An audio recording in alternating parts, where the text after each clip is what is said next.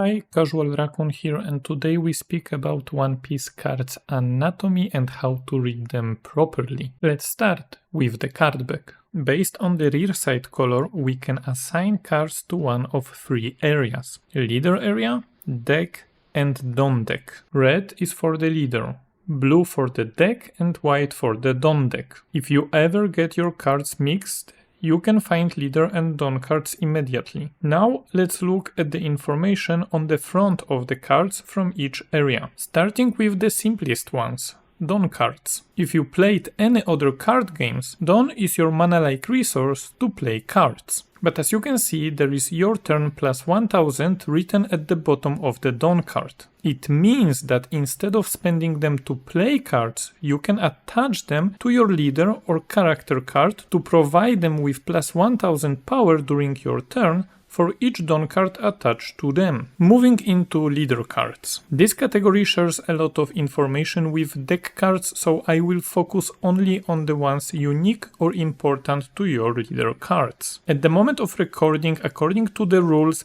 you must have exactly one leader card and it must be always face up in your leader area. On the card itself, you can see that it's a leader by looking at the category or rarity field. All leader cards have the same rarity, that is L for leader. The unique symbol on the leader card is life. This number determines with how much life you start the game with. At the moment of recording, leaders have between 3 to 6 life, so make sure to always double check if you prepare the proper number of the life cards at the start of the game. Last relevant symbol is color in the left bottom corner. In One Piece card game we have 6 colors: red, green, blue, purple, black, and yellow. At the moment of recording, leaders in standard format have either one or two colors, and you can always check them on the color wheel. It's important because your deck can contain only the cards with the color matching with your leader's color identity. Because the rest of the symbols and information are relevant also to your deck cards, let's move on. At the moment of recording we have 3 categories for the deck cards: character, event, and stage. Under the category, each card has a card name. It's important because effects can relate to the card name. For example, some searchers can search for cards with the same name as them. Another example are effects that can't target a card with a stated card name. Next important field in card anatomy is type.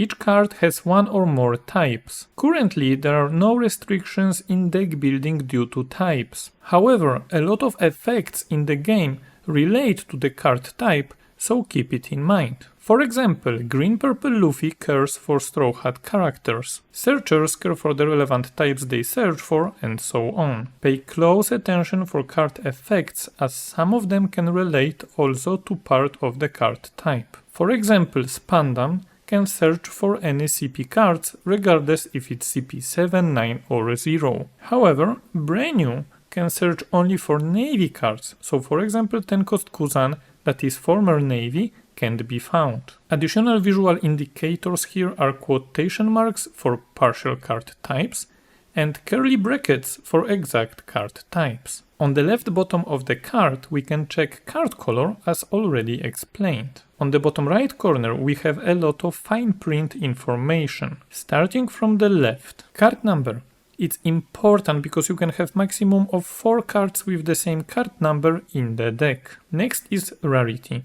In One Piece card game we have the following rarities: C for common, UC for uncommon, R for rare, SR for super rare, SEC for secret rare, and as mentioned previously, L for leader. There is also P for promotion cards. Starting from OP04 expansion, if a card is an alternate art, you can see a star symbol above rarity field. In addition to all of that, if card is a special printing, you will see additional SP marking or TR marking if it's treasure rare. Lastly, we have a block symbol. The number inside Devil Fruit determines to which block card belongs. It's relevant to check if card is legal in standard rotation. You can check more information about this in those 2 videos on my channel. Now let's check the top parts of the card.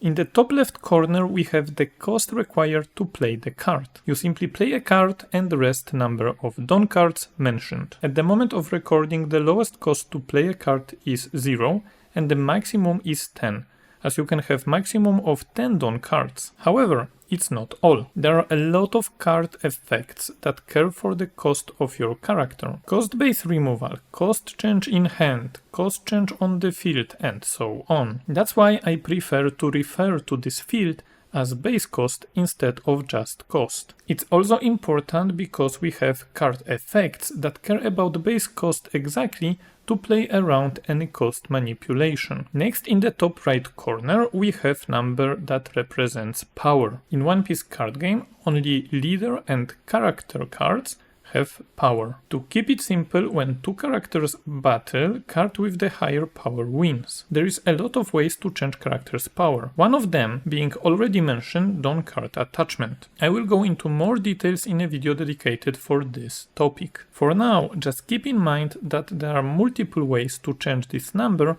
and red color removal effects are also relevant here. Next to the power we have attribute symbol. Currently we have 5 attributes: slash, strike, ranged, special and wisdom. Card can have multiple attributes. If a card has multiple attributes, it is treated as a card with all the attributes it possesses. It's important because there are card effects relevant to the attributes. Next, on the left edge of the card we have counter value. It's present only on character cards. During your counter phase, you can trash any number of cards with counter value from your hand to increase power of chosen leader or character by 1000 or 2000 during the battle. Next, we have the most complex topic: effects. They are special abilities the card possesses. Let's start with something simple.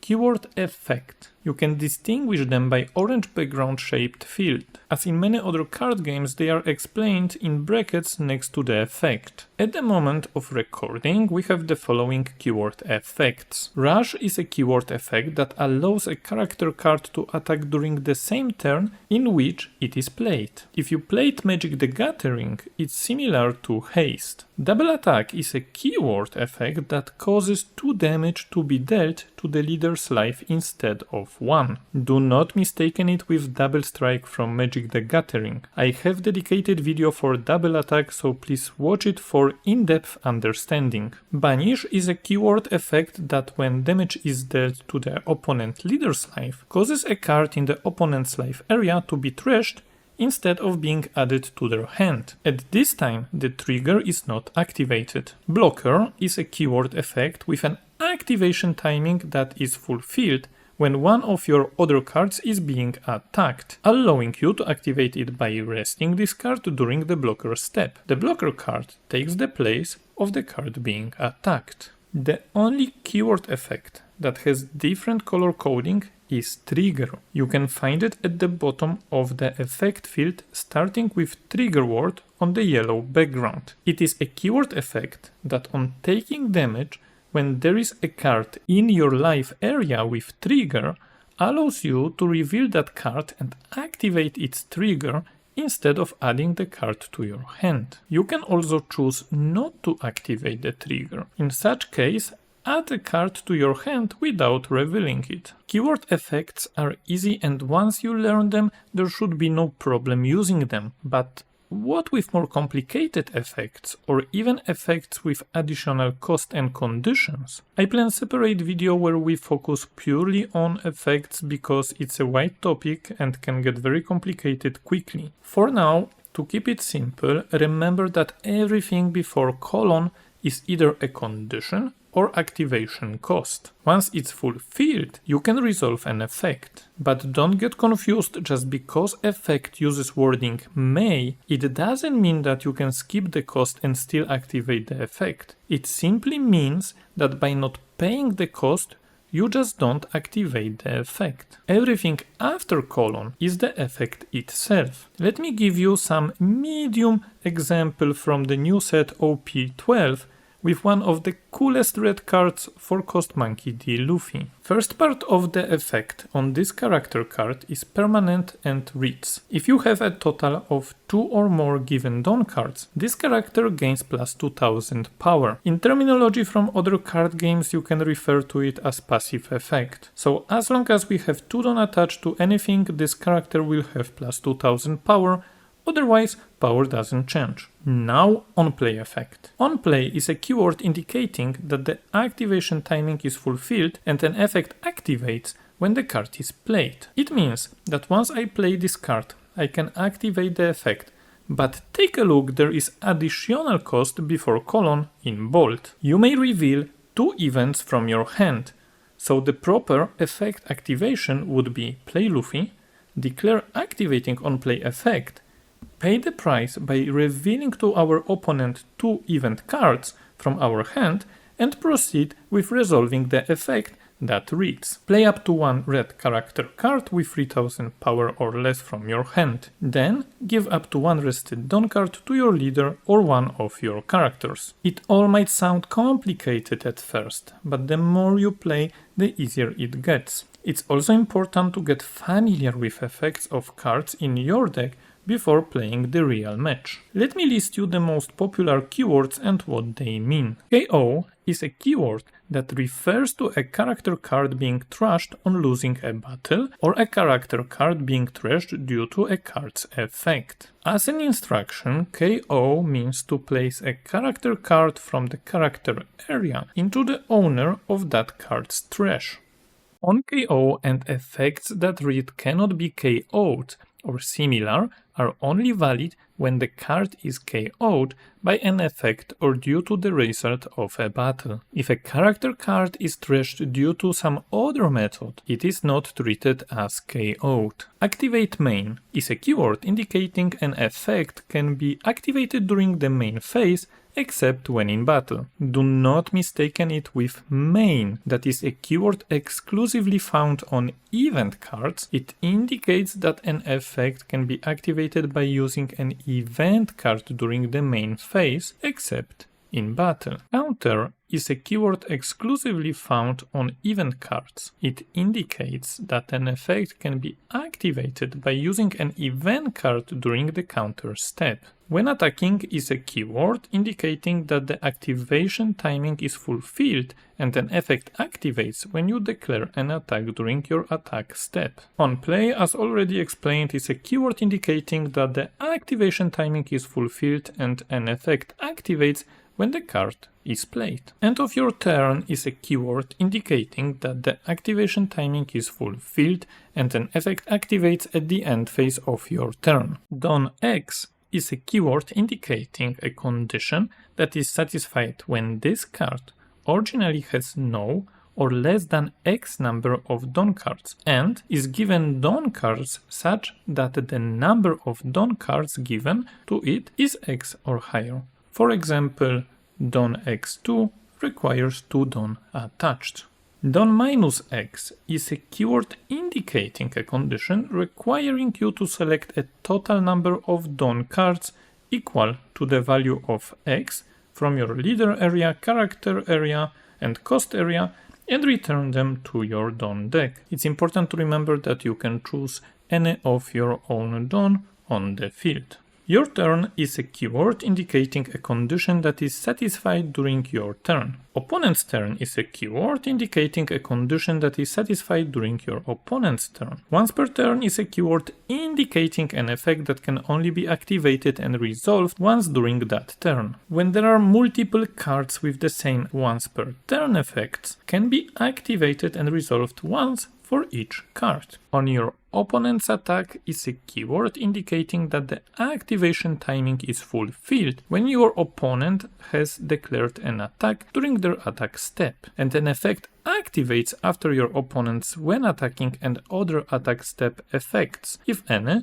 have been activated. Lastly, we have stage cards. They share card elements with event cards. The difference is that they are placed in the stage area and stay there until removed or if another stage is played over them. Most of them have activate main effects, so you can activate them in every turn. You can also activate stage that is already in play and play another one over it to have a second activation. Those are all the gameplay relevant card elements. As a tip, if you ever find a card with an artwork that you really like, you can check top right edge for an artist's name. It's a neat idea for collectors to have a binder with cards from the same artist. Extra tip for my fellow collectors. Since OP05 standard art arts and secret rare cards in the set have holographic One Piece card game logo in the left bottom corner. It's a quick way to confirm if your card is original. And here you have it, a complete guide how to read One Piece cards. If you learned something new today, leave a like and subscribe for more content. As always, I'm open for discussion, so let me know in the comments if I missed something. Thank you for watching, see you in the next video, bye bye.